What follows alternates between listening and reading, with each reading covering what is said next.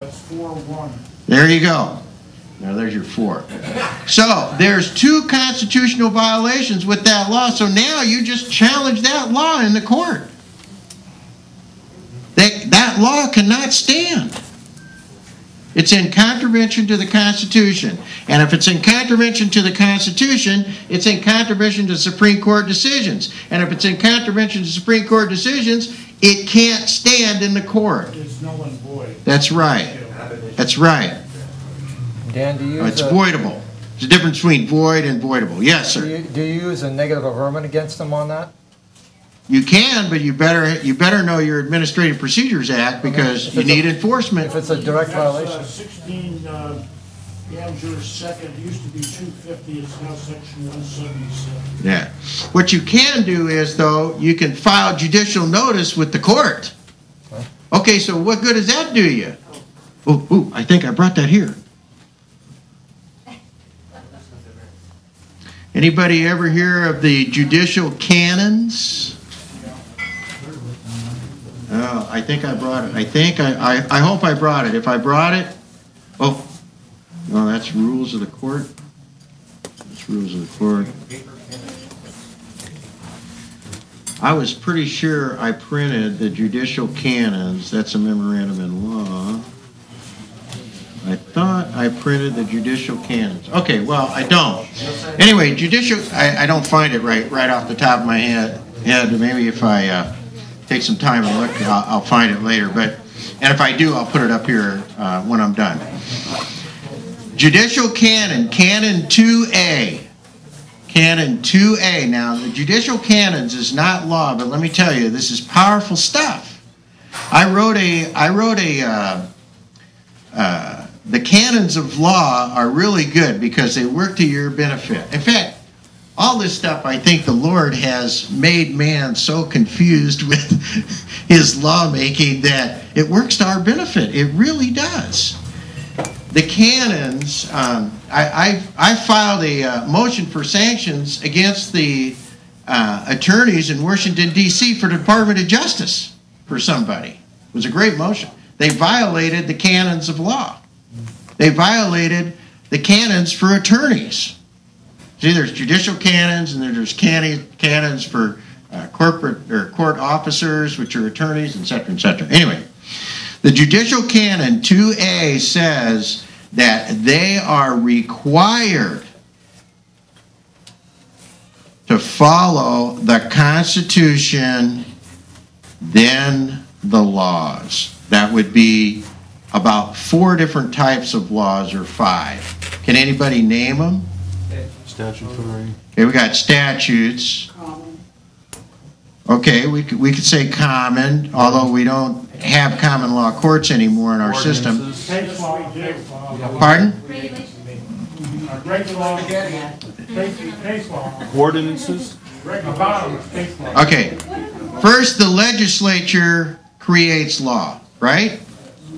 The executive creates law. How does the executive branch create law? Executive orders. That's right, executive orders. And how long are they good? Okay, the courts create law. How do they create law?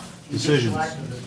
Judicial activism, okay? The agencies of government create law. How do they create law? Regulations.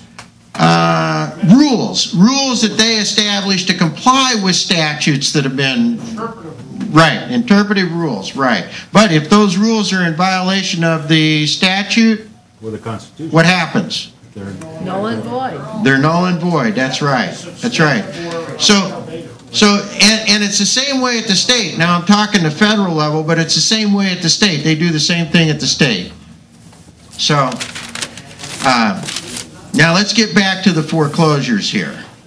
We've covered a lot of ground here. We know, one, they don't have standing to foreclose. Why don't they have standing to foreclose? They don't have the promissory note.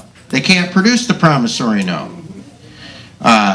They don't have standing to foreclose because the banking regulations say that they're an agency of the government, which makes it a federally related loan. There's a whole bunch of prima facie evidence that you get when the loan is done. It makes it federally related. Yes, sir. I was listening to the internet this past week, and a case that was brought out called Henry Wise Band. It's the Arizona case, bankruptcy. I can give you the site for it. But what he pointed out was not only can they not produce a note, but there's a lot more that goes with the note, like the bond and some other things. And John was spelling out in this case, the court got very detailed on what is required for them to come in the court and foreclose on them. And if you want to cite, it's 4:09-BK, bankruptcy, -05175-EWH. Last more time. EWH. From the beginning. Okay, 4:09-BK. You want to call it?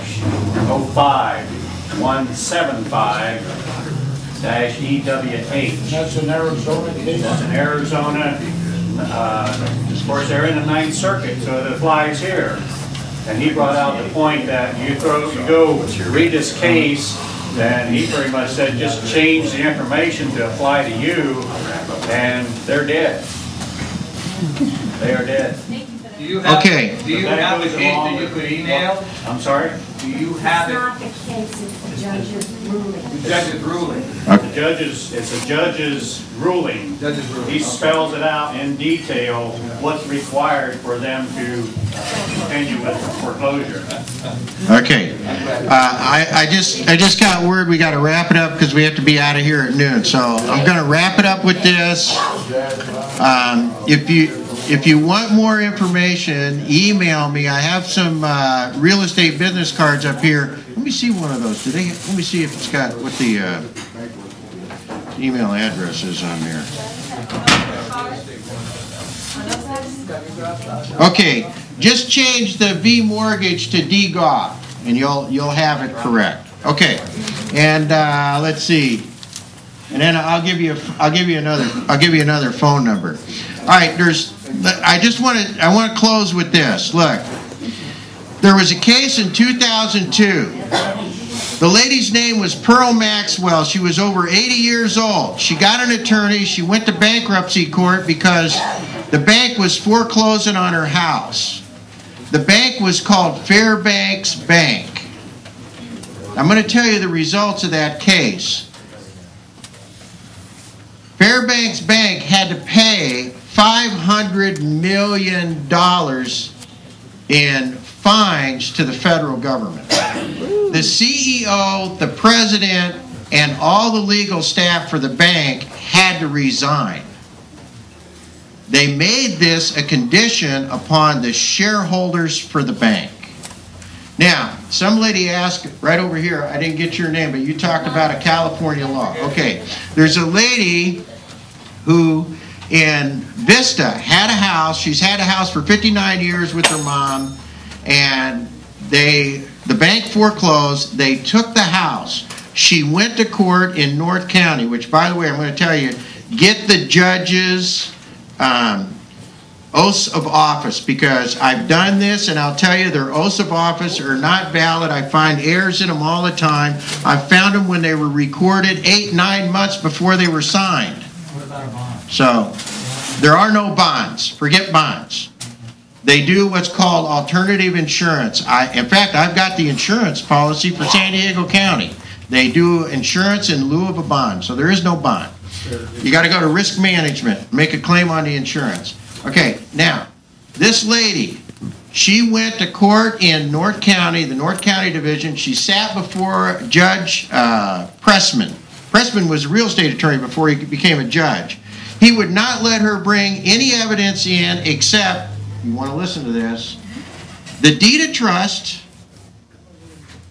the promissory note, and her 3-day notice to vacate the property.